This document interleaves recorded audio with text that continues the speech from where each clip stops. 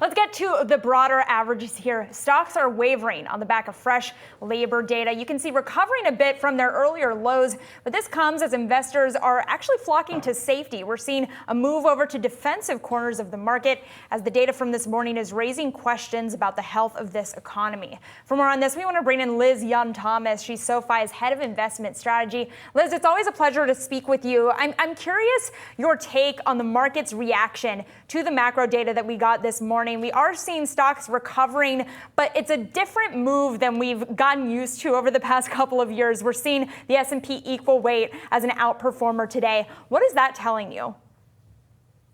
Well, right now, I think equities are still cheering for the beginning of this rate cutting cycle. And since we don't know for sure yet whether or not we've secured a soft landing, I think that continues to be a lot of the consensus view that we are headed toward a soft landing, in which case rate cuts would be stimulative to things like cyclicals, including small caps, including financials, real estate, and some of the other cyclical sectors like industrials.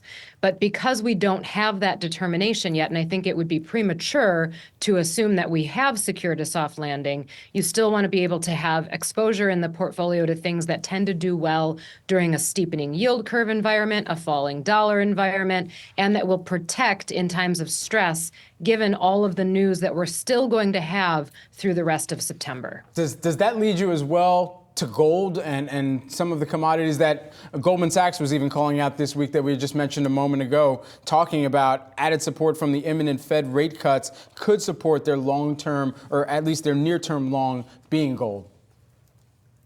I do like gold. I've liked gold for a long time, and I continue to like gold, including the gold miners. So yes, if you have a position there, I would keep holding it. The take that I would have on gold right now is more so about currency volatility around the globe. I don't think that we've completely gotten out of the Japanese yen issue, plus other currency volatility that could happen throughout Asia as that continues to unfold. So the gold trade, I think, is still very alive and well, even though it's been at all-time highs and we've seen a good run in it. I think it's still a good position to have in the portfolio. Another area of defensiveness that we're seeing in this market is the run-up in utilities. And we've got a chart that we can pull up here just to indicate the degree of that upside move. You're looking at the S&P 500 utilities sector index here, and you can see that run-up over the course of the last month as the investors kind of seek a little bit more safety. Liz, it makes me wonder about the setup as we head into this key jobs report tomorrow. We're in a different market backdrop this time around than we were last month. Could that change the market's reaction tomorrow if we do get negative data in that jobs report, or is it just going to be a sell-off regardless of the market backdrop heading into that data if it does come in soft? Well, I think this market is sort of showing restless qualities in the sense that it can't really figure out if good news is good news or bad news is bad news, and we continue to search for direction on all of this macro data.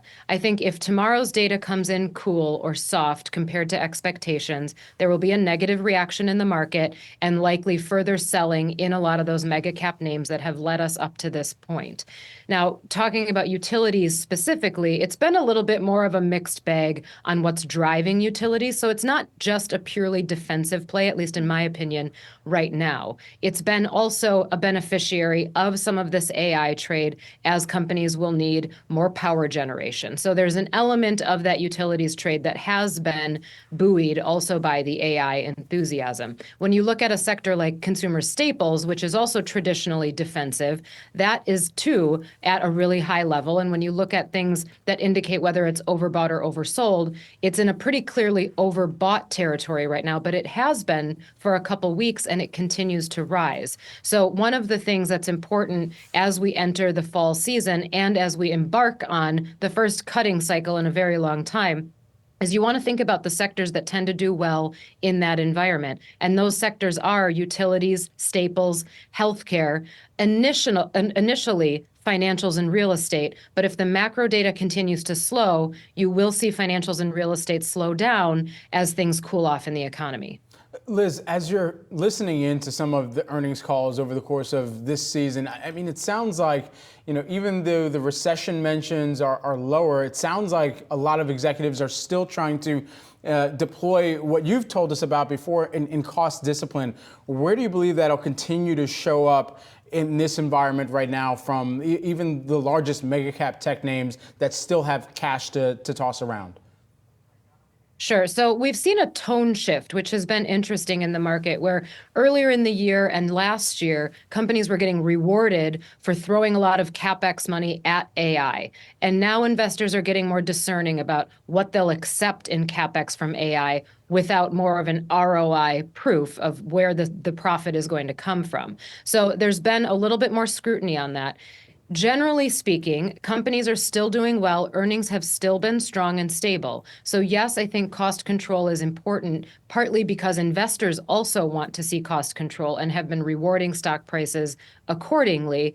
That cost control will likely continue to come from what would be considered discretionary spend for a company. So things like advertising or software spend that is not a contract that's already in place. And some of that CapEx for AI may get pulled back, not entirely stopped, but may get pulled back, and the rates of it not increasing quite as much. Now, what you want to see is companies just pull back in order to maintain their operating margins, which continue to be at very high levels. So if they can maintain their operating margins by pulling costs back on the discretionary side, that's a good thing. The concern is that they won't be able to maintain margins enough without starting to dip into spending in other places like labor, which is why we continue to focus on the labor market so much more. All right, Liz, we got to leave it there, but thanks so much for coming on with us. We always appreciate you. Liz Young-Thomas, SoFi's head of investment strategy.